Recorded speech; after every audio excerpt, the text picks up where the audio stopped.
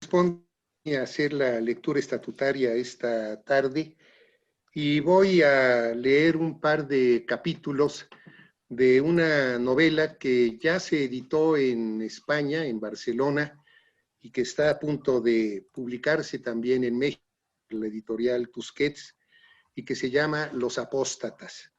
Esta novela es la tercera de una saga familiar que empezó con Tres lindas cubanas, continuó con El metal y la escoria, la tercera y muy posiblemente la última. Tiene una dedicatoria que quisiera leer porque involucra a dos académicos. A mi amigo, el escritor Ignacio, que me regaló sin saberlo, post-mortem y por interpósita persona, el título de esta novela. Cuando salieron a la luz los abusos sexuales que el padre Marcial Maciel, fundador de los Legionarios de Cristo, había cometido contra decenas de niños, Rosa Beltrán, que conocía la fe cristiana y la observancia católica de Nacho, lo puso frente al caso y le preguntó si seguía manteniendo su mismo credo. Padilla le respondió: ahora soy un apóstata. Esta novela está integrada por 4 partes. Voy a leer 2 capítulos de la primera, que tienen un epígrafe de mi propia autoría, que dice: maldita sea la hora en que se me ocurrió escribir esta novela. Leo el capítulo 1. El doctor Gonzalo Casas Alemán murió en 1970, cuando mi hermano Eduardo ya se había ido a vivir a Oaxaca. Mi madre me esperaba en la puerta de su departamento, vestida de luto riguroso, traje sastre, tacones altos, mantilla negra, camafeo. Su porte elegante y distinguido hubiera sido más digno de un Mercedes-Benz que de mi modesto Volkswagen, que sustituyó a aquel otro bochito color mierda que Eduardo me había convertido en chatarra 2 años. Nos estacionamos en la calle de Artistas, a espaldas de la casona del doctor Casas. La ayudé a salir del diminuto coche. Caminamos, ella del lado de la pared, yo del lado de la calle, cuadra y media que nos separaba de la mansión. La puerta peatonal del enorme zaguán estaba abierta, vigilada por 2 agentes funerarios. No necesitamos presentarnos para que nos dejaran entrar. Atravesamos el patio de mosaicos rojos, traspasamos el arco de cantera del portón de la casa, pasamos al vestíbulo en el que 2 espejos encontrados multiplicaban el florero de azucenas que esa mañana descansaba sobre la alta y redonda mesa, y por fin desembocamos en el salón. Mi madre nunca había estado ahí. La magnificencia del hall, como siempre lo llamaron en la familia Casas, le arrancó una interjección de estupor que apenas pudo refrenar. En el centro preciso del salón, al pie de la escalera cinematográfica, se encontraba el ataúd.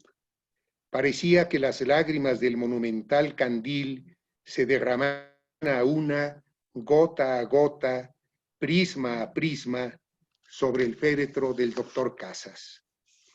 Habían enrollado el gigantesco tapete, quizá para que las coronas y los arreglos florales que rodeaban la caja, etiquetados en listones cuaresmales con los nombres dorados de sus remitentes, no lo humedecieran.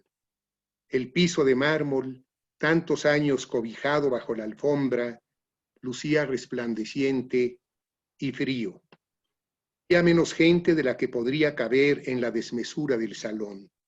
La viuda, las hijas del doctor, acompañadas de sus respectivos maridos, algunos primos de Córdoba, Veracruz, y un número no demasiado grande de políticos de guardia, uno que otro exfuncionario del régimen presidencial de Miguel Alemán, algunos compañeros de legislatura de cuando el difunto fue diputado, ciertos colegas o subordinados que trabajaron con él en el Instituto Mexicano del Seguro Social.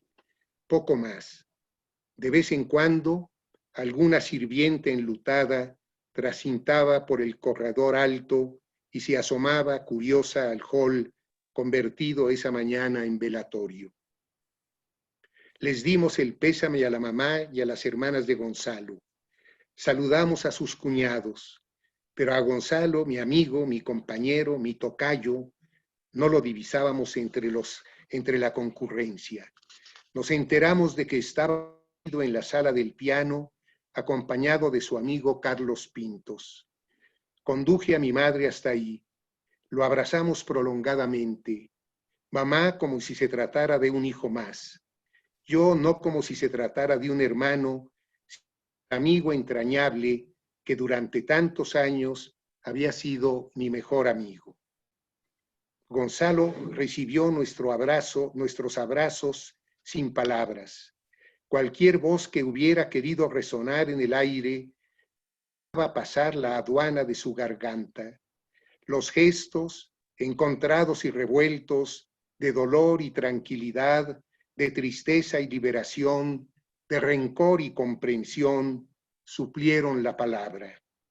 Tuve la impresión de que mientras abrazaba a mi tocayo, Carlos Pintos nos miró con un dejo de celos retroactivos que se le asomaron sutilmente por las comisuras de la boca. Tras semejantes salutaciones mi madre se hincó sobre los mosaicos desnudos del piso a un costado del féretro. Permaneció ahí concentrada en sus cavilaciones por un tiempo que a mí me pareció demasiado largo para la ocasión. Era la persona que estaba arrodillada y el suelo duro y seguramente helado no era lo más cómodo para una mujer de 65 años que había parido 12 hijos. Al cabo de un rato me acerqué y le ofrecí mi brazo que se levantara, pero ella lo rechazó como si espantara una avispa y permaneció de rodillas, absorta. Además de mi decisión y mi deseo de acudir al velorio, mi madre me había pedido. Me parecía justificable que se sintiera compelida a asistir a los funerales del padre, de quien era amigo mío y también amigo de mi hermano Eduardo y de toda la familia. La presencia de Gonzalo había sido constante en casa durante más de un decenio. Era uno más de nosotros. Entre tantos hermanos, pasaba desapercibido cuando lo invitábamos a comer. Mi madre lo adoraba y una sobrina mía que vivía en Matehuala, cuando pasó una en México, se enamoró de él porque era idéntico en su apreciación adolescente al Pat Boone de la película El viaje al centro de la Tierra, que milagrosamente se había proyectado en el cine de su pueblo. Para entonces, mi amistad con Gonzalo, único hijo varón del doctor Casas, ya había perdido el pulso cotidiano que habíamos sostenido durante la primaria, la secundaria y la preparatoria. Al terminar los estudios de bachillerato, mi tocayo y yo tomamos rumbos diferentes. Cuando yo me inscribí en la Universidad Nacional Autónoma de México para cursar la carrera de Lengua y Literatura Españolas, él ingresó en la Universidad Iberoamericana para estudiar Contaduría y Administración. A pesar de la amistad que nos había unido durante más de un decenio, esos años larguísimos que van de los 7 a los 18 en la carrera de la edad y en cuyo transcurso suceden casi todas las cosas importantes de la vida, la universidad nos separó. Nada tenían en común sus números y mis letras, ni las características de nuestras respectivas universidades, privada y confesional la suya, pública y laica la mía. Las condiciones económicas privilegiadas de los alumnos de la Ibero contrastaban notablemente con la extracción modesta de clase media y hasta proletaria de la mayoría de los estudiantes de la UNAM. Además, el movimiento estudiantil del 68, que propició un cisma generacional, nos modificó de manera diferente. Gonzalo empezó a tener confrontaciones cada vez más frecuentes y ásperas con su padre. Se rodeó de amigos como Pintos, que a mí, acaso porque ya me sentía un intelectual comprometido por haber leído 3 o 4 libros iconoclastas, me parecieron superficiales, frívolos o arrogantes las contadas veces que los traté. E hizo viajes a Acapulco, donde su familia tenía propiedades y él mismo invirtió dinero en algunos negocios que a la postre no fueron exitosos. Yo, por mi parte, me independicé tan pronto pude de la casa materna. Entré en un proyecto de enseñanza de español hablantes de lenguas indígenas que tenía sede en el Colegio de México. Me casé por lo civil y no por la iglesia como lo hicieron sin excepción mis 11 hermanos, a la temprana edad de 21 y fui padre a los 22, con el secreto anhelo de contrarrestar la provecta edad que el mío tenía cuando me engendró. No obstante nuestras diferencias y nuestros caminos disyuntivos, Gonzalo y yo nos seguíamos queriendo. Pocas veces que nos veíamos desde que la universidad nos apartó, hablábamos más del pasado que del presente y del futuro apenas articulábamos palabra. Nuestra amistad se nos fue haciendo vieja en plena juventud. Es decir, que a pesar de nuestras divergencias, pero gracias a un cariño inveterado, tan pronto me enteré de la muerte de su padre, no vacilé en asistir al velorio que tendría lugar en la opulenta mansión de la familia, entonces en la esquina de Avenida Insurgentes y la calle de los Cedros, hoy Vito Alessio Robles, en San Ángel. Sabía que la relación de Gonzalo con su padre había continuado deteriorándose durante los últimos años. Bien sabía lo que significaba la pérdida del padre y no podía menos que corresponder con mi asistencia a la amistad que mi tocayo me había manifestado 9 años atrás cuando acudió al velorio de mi papá. Entonces me acompañó hasta donde un muchachito de escasos 13 años puede consolar a otro de la misma edad que se queda huérfano. Pero además, con independencia de los problemas que Gonzalo tuviera con él, yo quería al doctor Casas. Daba los juegos que organizaba para todos los compañeros de su hijo mientras esperábamos el transporte escolar a las puertas de su residencia y agradecía las muchas deferencias que tuvo con mis hermanos y conmigo cuando éramos niños. Nos regalaba las estampillas que tenía repetidas de su colección filatélica, nos llevaba a la matiné del Vanguardias de la calle de Frontera en la colonia Roma a ver las películas de vaqueros del lejano oeste, de Tarzán, de heroicos y justos caballeros legendarios como el Cid Campeador, Ivanhoe o Robin Hood, de marcianos, de apaches, de submarinos. Nos recibía domingo a domingo para asistir a las 7:30 de la tarde a la función del Teatro Fantástico de Enrique Alonso Cachirulo, transmitida en vivo en la flamante televisión de su casa, que tenía cuarto propio.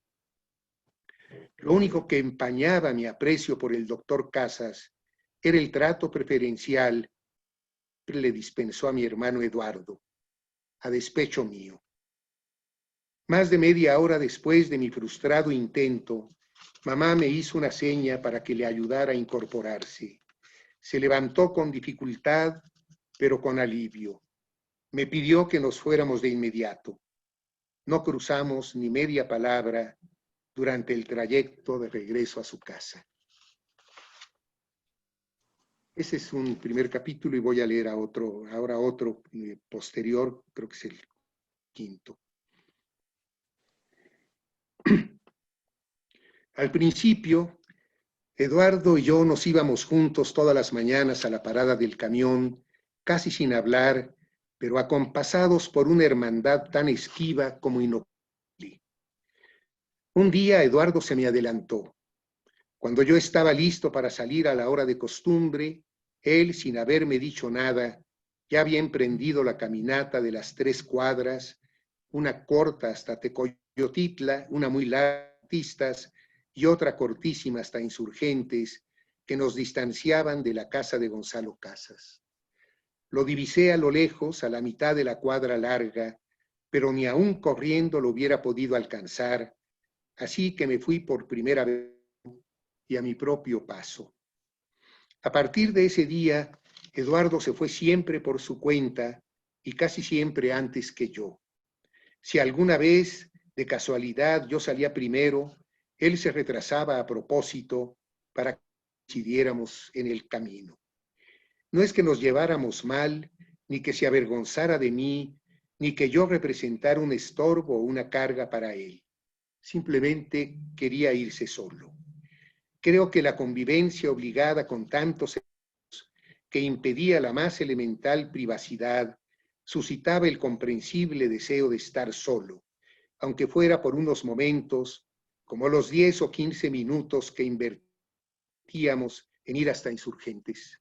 Además, Eduardo y yo no solo vivíamos en la misma casa y comíamos en la misma mesa como nuestros demás hermanos, sino que dormíamos en el mismo cuarto, nos bañábamos en el mismo baño, nos peinábamos con el mismo peine, usábamos la misma, bueno, yo usaba la suya cuando a él empezaba a quedarle chica, teníamos los mismos horarios, nos íbamos a la escuela en el mismo camión y estudiábamos en los mismos libros que yo heredé durante toda la primaria y de cuyas preliminares, año con año, tachaba su nombre para escribir el mío con un sentimiento de intrusión y un malestar propio del inquilino que quisiera ser el dueño de la vivienda que habita. Acostumbré a irme por mi cuenta. Una vez superados los primeros temores y aprehensiones de andar solo por la calle a los 8 años, aprendí a disfrutar, como él seguramente lo hacía, la libertad de caminar a mi propio ritmo, de detener la gana, de elegir si me iba por el lado de las casas o por la ribera del río, y sobre todo de jugar con mi imaginación, jugar conmigo mismo o contra mí.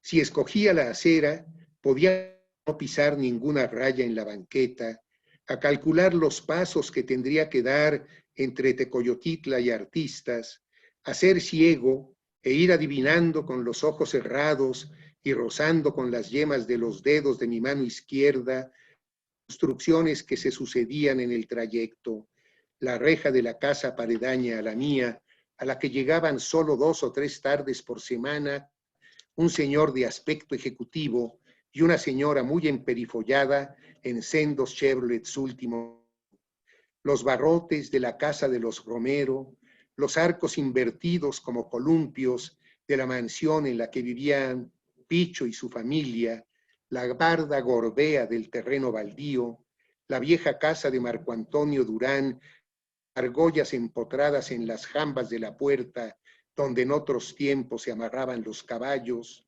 la entrada al sanatorio Fátima, la cortina metálica del estanquillo cerrada a esa hora temprana de la mañana, la pared lateral de la residencia de Marga López y Carlos Amador, por quienes la calle que desemboca en Cedros se llamaba Artistas, y cuando por fin llegaba a la parada y abría los ojos francamente, porque en el camino, sobre todo al cruzar las calles, los entreabría con disimulo, me topaba con los demás compañeros que esperaban el camión como nosotros, con Gonzalo Casas y su papá, por supuesto, y con Eduardo, que había llegado unos minutos antes que yo.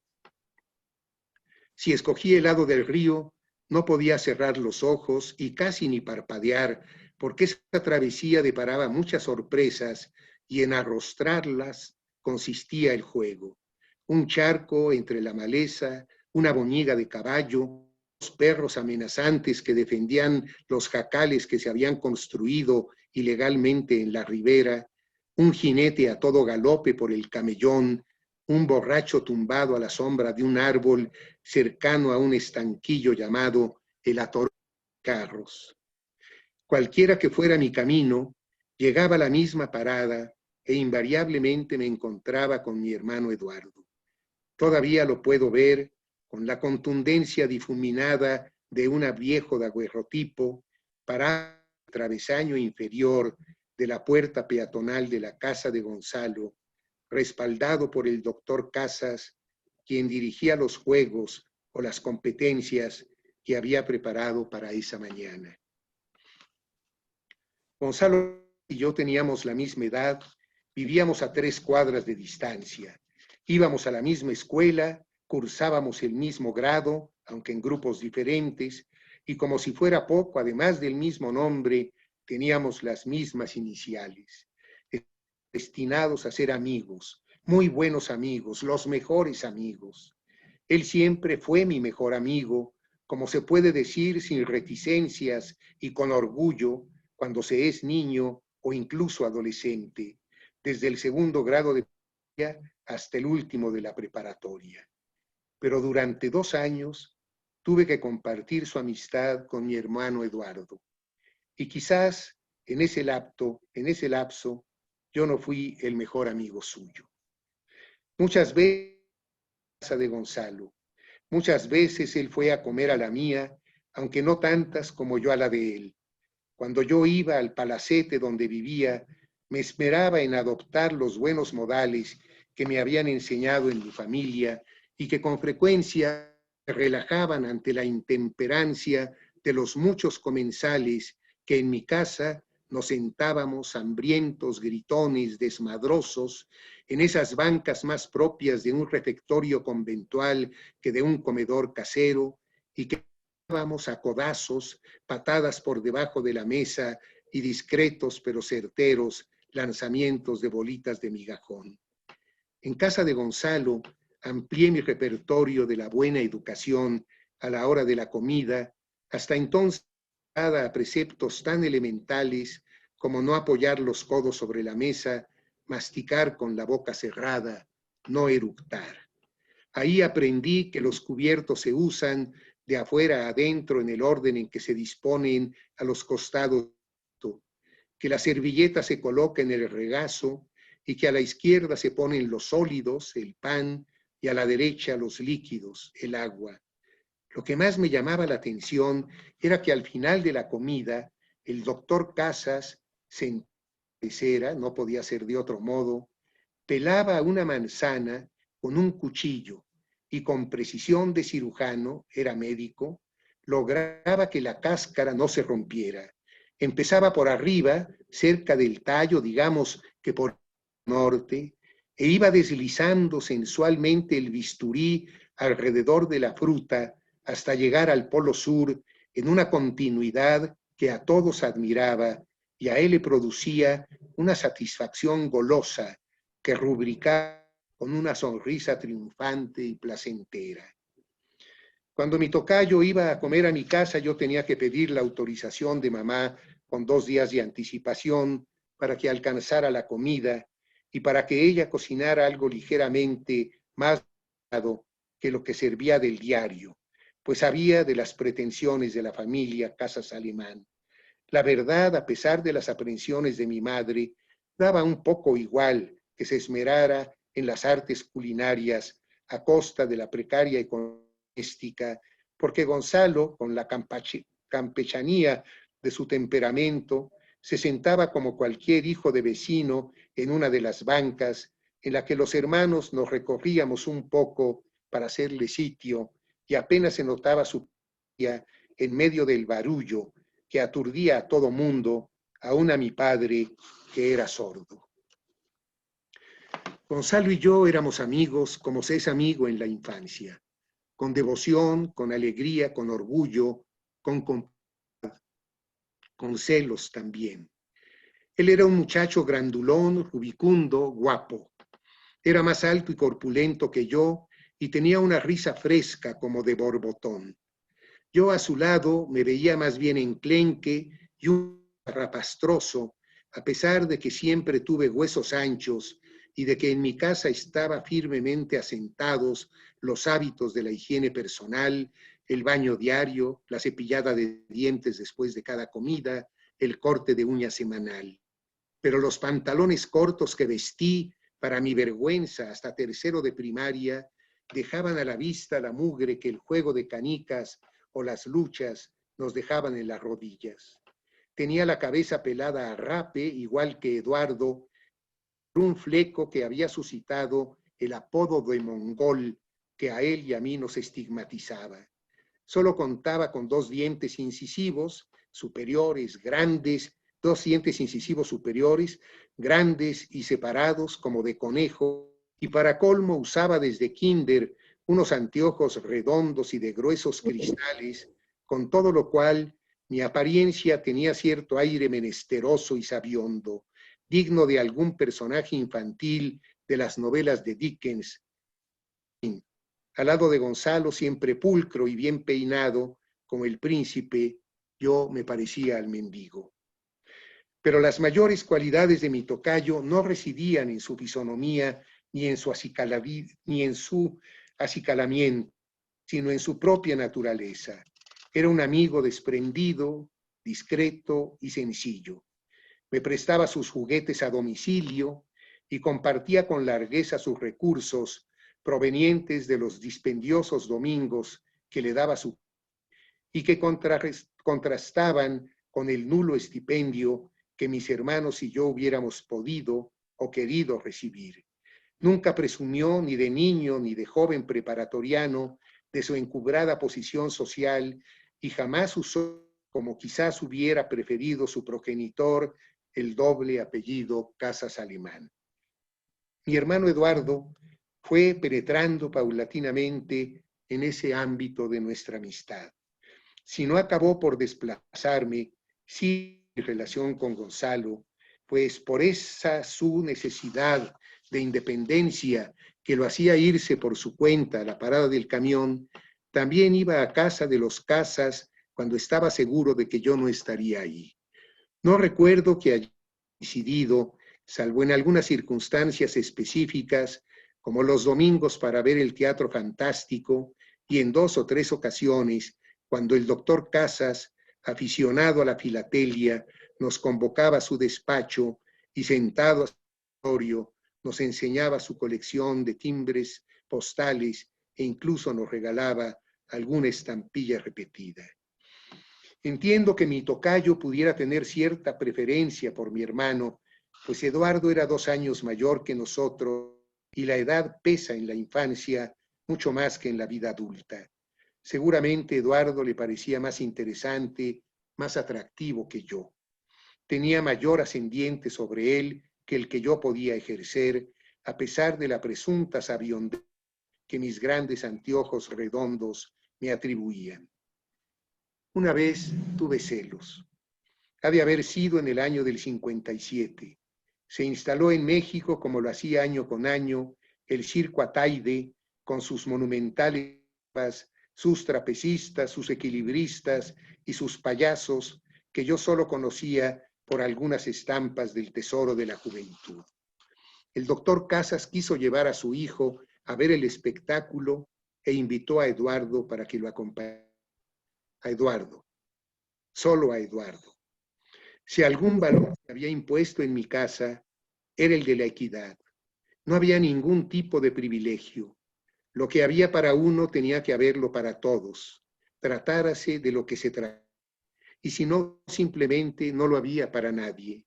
La comida, la ropa, las pequeñas diversiones, los mínimos juguetes, todo se distribuía equitativamente entre los miembros de la familia con los únicos criterios de la edad y de la pertinencia. Así que no entendí que Eduardo fuera el invitado al Circo Ataide si yo era hasta entonces el mejor amigo de Gonzalo, su compañero, su tocayo. No es que no quisiera que fuera Eduardo al circo, sino que me resultaba incomprensible que no hubiera sido convidado. Al ver mi frustración, que me hizo llorar con un sentimiento hasta entonces inédito, mamá trató de subsanar el desaguisado que había herido mi amor propio y le pidió a Eduardo que le preguntara a Gonzalo Casas si yo también podía acompañarlos, pagando desde luego el boleto del caso, aunque tal erogación pudiera desajustar el presupuesto familiar. No sé si Eduardo llegó a decírselo a Gonzalo.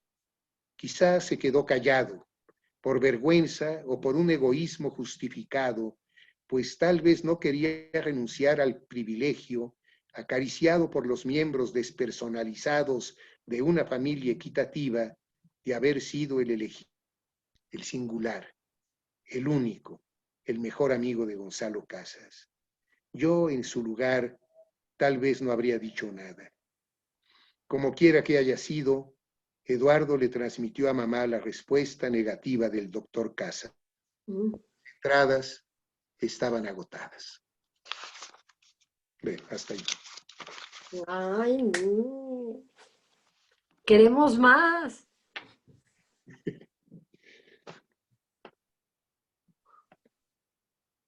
Gracias, no sé si haya. Esto es un poco vergonzoso para mí porque pues es una novela de estas que se llaman de autoficción, en donde me siento saliendo encuerado a la calle. Menos mal que estamos delante de una pantalla y que es un poco más el asunto.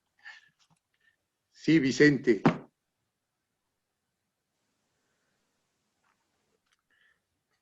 Tu micrófono, Vicente. Muy bien, Gonzalo. Bravo. Muchas gracias, Gonzalo. Gracias. Muchas felicidades. Siempre me asombra, bueno, aparte de la lectura, las palabras bien leídas, pero me asombra esta manera que tú tienes de transformar lo vivido en ficción. Curioso cómo sabes, cómo conviertes lo mínimo en una epopeya extraordinaria. Yo tuve el privilegio, varios de nosotros tuvimos el privilegio de ver tu libro, que quiero que la compartas con todos nosotros, nos la platiques, tú que eres tan hábil para decir lo que... Y queremos ya, por supuesto. Y queremos que... Mucho, Vicente.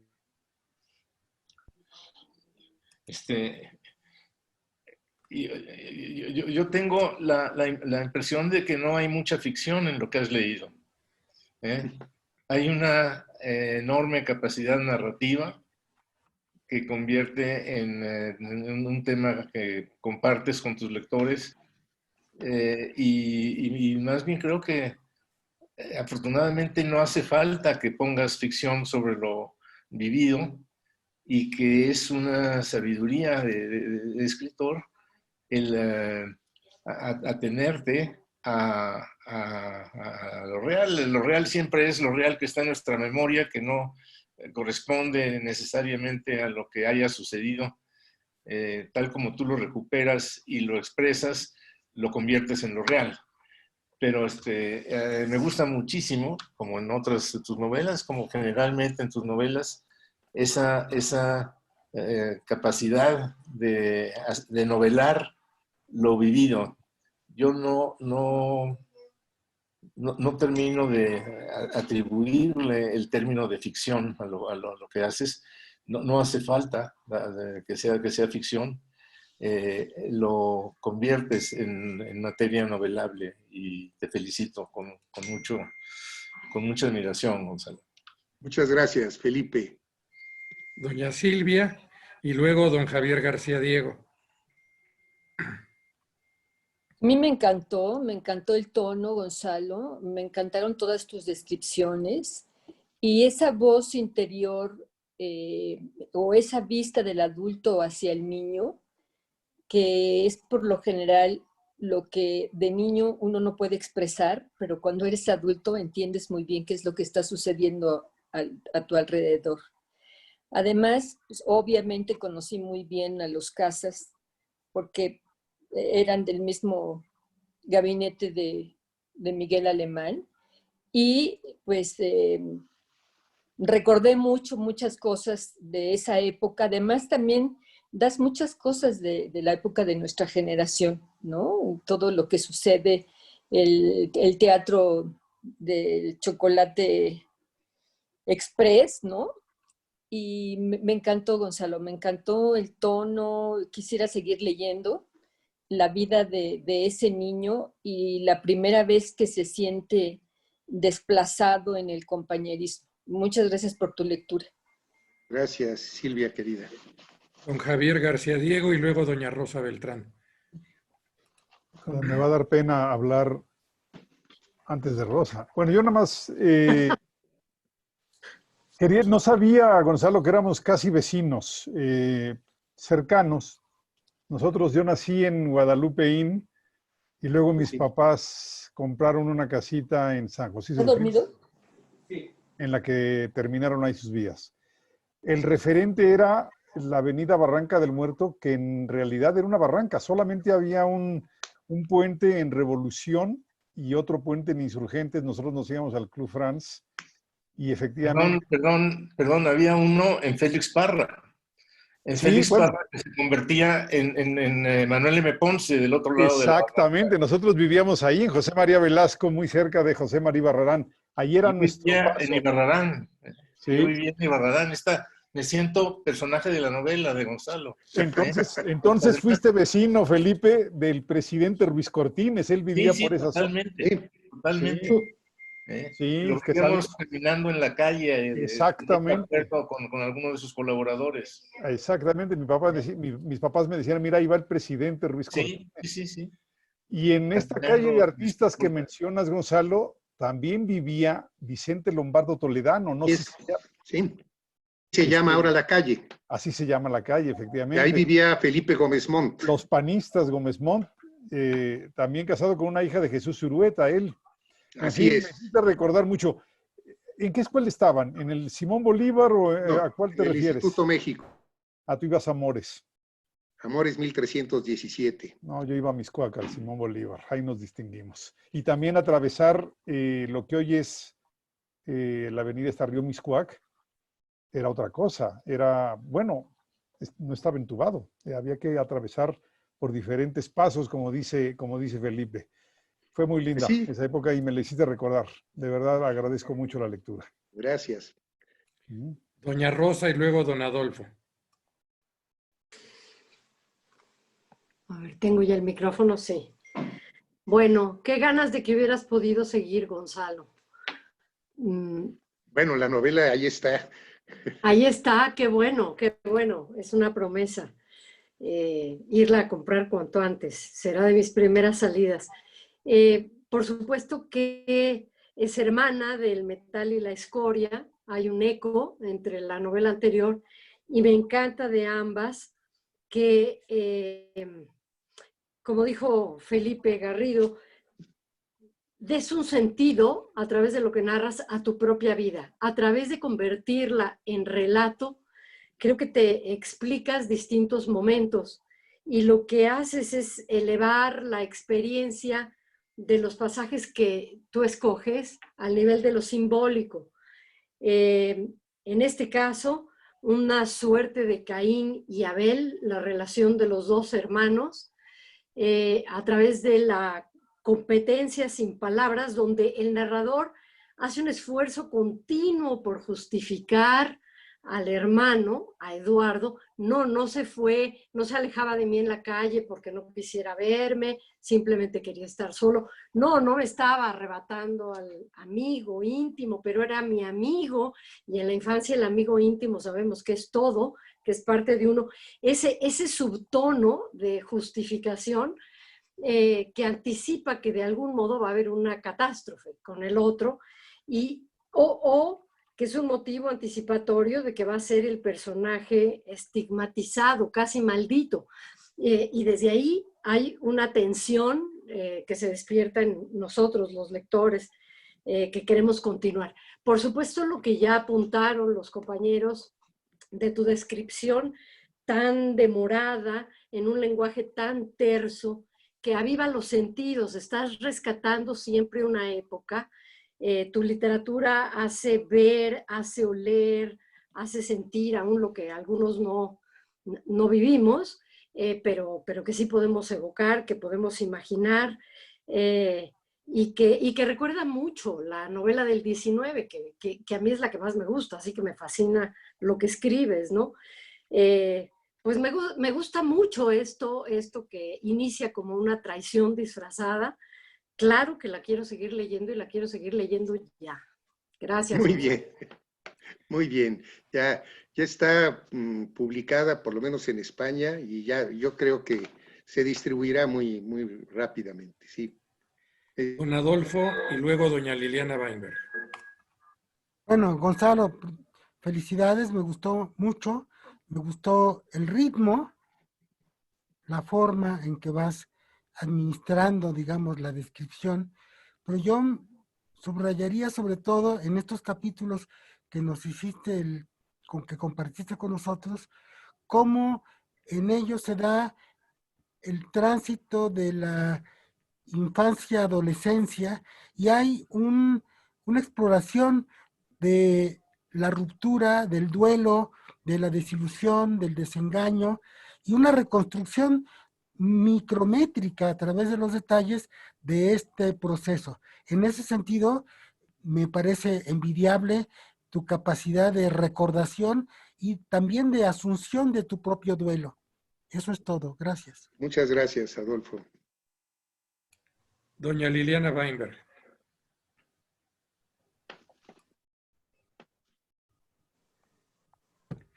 Su micrófono.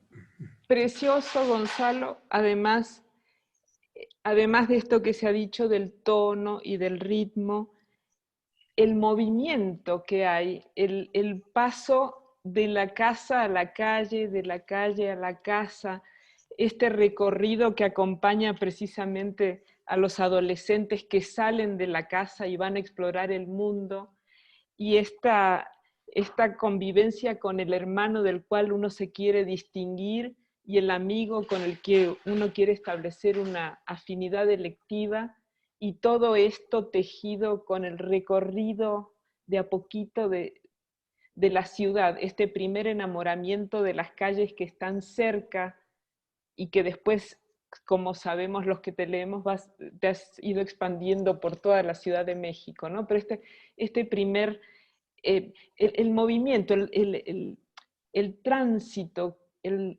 es un ritmo, pero además un ritmo acompañado por recorrer las calles, llegar a la casa, salir de la casa, además de esa ceremonia de pelar la manzana que es tan entrañable para todos, que cuando hemos sido chicos observábamos los hábitos de las familias, de los amigos, con mucho cuidado, y esta fotografía, ¿no?, perfecta que uno va guardando desde chiquito.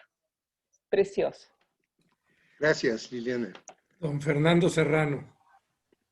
Pues ya después de ser uno de los últimos, solo me queda felicitarte, pero hay tres aspectos que son, desde mi punto de vista, extraordinarios, que son los tres planos que manejas. Primero, el plano de la ciudad. Aun los que no vivimos en esa zona, nos recuerda la ciudad de esos años perfectamente. Una ciudad que ya nos ha hecho notar Rosa Beltrán, que ya no vivió porque es mucho más joven que nosotros, pero bueno, que nosotros sí vivimos, aunque en otras zonas, completamente bien plasmada. Otro, el problema familiar, o el problema de grupo cercano a ti.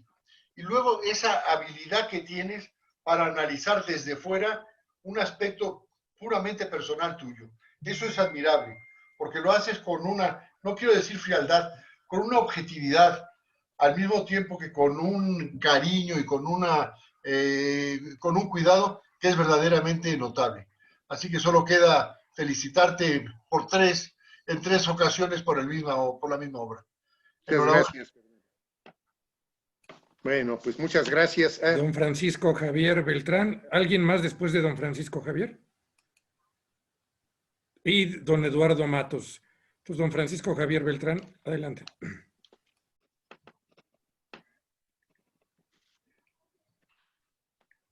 Micrófono.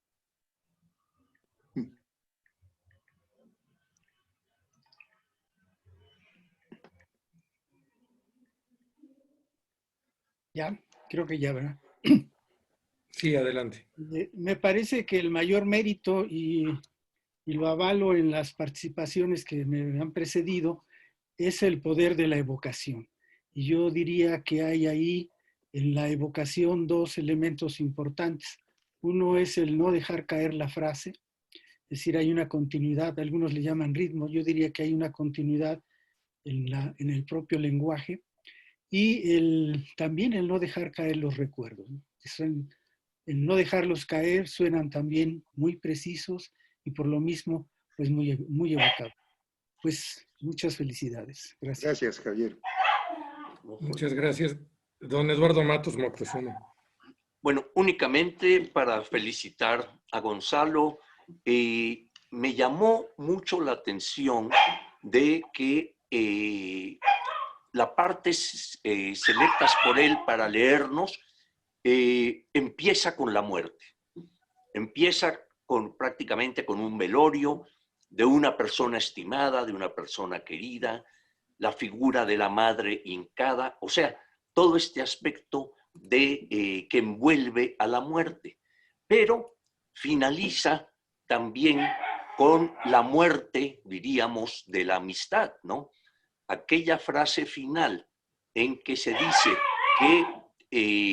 que los boletos se han agotado, pues es que hasta ahí se agotó la amistad, ahí se agotó pues prácticamente todo el rompimiento.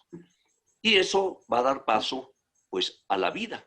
Gonzalo sigue adelante y por eso hoy nos está dando esta maravilla de escrito. Gracias. Pues muchas gracias a todos. Quiero decir que esta parte puede ser un tanto tierna quizás, pero esta novela es muy dura. Es una novela muy dolorosa, es una novela realmente que me ha resultado muy difícil escribir. Por eso la primera frase es: maldita sea la hora en que se me ocurrió escribir esta novela, porque es una novela que acaba siendo denunciatoria de un abuso sexual reiterado, y es realmente muy, muy doloroso. En ese sentido he tenido que, como decía Felipe, que evitar la ficción para presentar de la manera más desnuda y clara el problema que yo hubiera querido no escribir, pero en esta misma novela se va entreverando la historia de la escritura de la novela. Es una novela que ya había yo terminado de escribir, llegué a mis editores y que se la recogí después porque tenía mucha desconfianza en que pudiera realmente ser suficientemente eficaz, porque iba a lastimar a mucha gente. Y es una novela así que denuncia a mucha gente, y tuve que escribir toda una parte metaliteraria del conflicto moral que la escritura me fue a cargo y cómo lo tuve que sobrellevar hasta que finalmente me decidí, después de 6 años de trabajo, a publicarla. Pero esta parte que se antoja infantil y tierna tiene después un desenlace que se puede anunciar con este velorio con el que se abre la novela, un desenlace realmente muy, muy, muy doloroso. Y bueno, pues sí, hay ciertamente elementos de ficción, Felipe. Por ejemplo, esa no era la casa en la que murió el doctor, ya se había cambiado a una casa en la calle de Esparza Oteo, muy cerca de donde estaba la academia antes, en Guadalupeín, pero evidentemente que era mucho mejor el velorio en esa casa tan señorial, porque era mucho más literario. Sí hay muchos elementos ficcionales, pero que no rompen o no alteran o no traicionan un discurso fundamentalmente realista, evocativo y finalmente denunciatorio. Y lo que es más fuerte para mí es que yo no creo en las novelas de... Es decir, creo que una novela no debe de demostrar nada, debe demostrar todo, pero no demostrar nada. Y aquí esto se fue tergiversando porque tuve que hacer algunos señalamientos muy fuertes que ustedes vean si tienen el deseo de leer esta novela y me favorecen con su lectura. Vamos a ver qué ocurre. Pero esta evocación de la ciudad, pues sí, así es. Yo vivía en la calle de Cedros cuando todavía el río, que es un afluente del río Magdalena, no estaba entubado. Y yo, bueno, tuve una influencia, tuve una infancia fluvial alrededor, al lado de un río. Por eso digo que me podía ir por el lado de las casas o por el lado del río.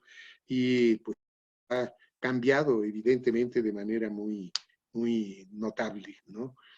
Por eso a lo mejor se da este movimiento, ese era el movimiento mismo del río. Yo puedo decir que atravesé a nado por debajo de un puente la avenida Universidad, cuando la universidad se llamaba Fernando Casas Alemán, que era el hermano de Gonzalo Casas Alemán, y se llamaba así porque fue el gerente de el regente de la Ciudad de México cuando se construyó Ciudad Universitaria. Ya después se le puso el nombre de Avenida Universidad. Realmente se llamaba Avenida Fernando Casas Alemán. En fin, bueno, hay muchas historias ahí que se van entreverando porque son varios los personajes y es una novela larga, es una novela de más de 400 páginas que además, pues a estas dos anteriores, ya lo dijo Rosita, y forman una trilogía, una saga que va a tener como título general Una familia ejemplar, obviamente con toda la carga irónica. Pues muchas gracias por su paciencia. Gracias a todos por sus congratulaciones, Gonzalo. Muchas gracias. Felicidades.